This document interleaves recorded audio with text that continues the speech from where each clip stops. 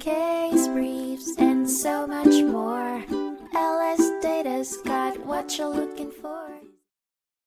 In United States v. Summers, a 2005 case, the United States Court of Appeals for the 10th Circuit focused on the constitutional right of defendants to confront witnesses against them, meaning testimonial hearsay cannot be used in court without the opportunity to cross-examine the person who made the statement. The case stemmed from a 2003 bank robbery in Albuquerque, New Mexico, where two men stole over $29,000 and fled in a stolen car.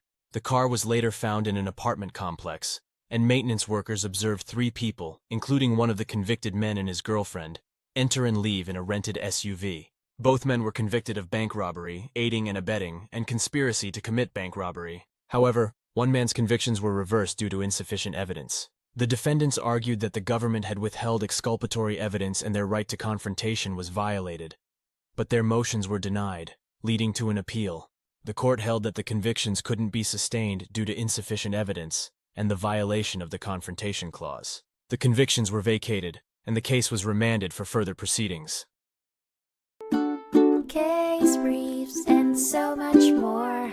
LSData's got what you're looking for. Visit lsd.law, elevate your mind. Leave the stress of class.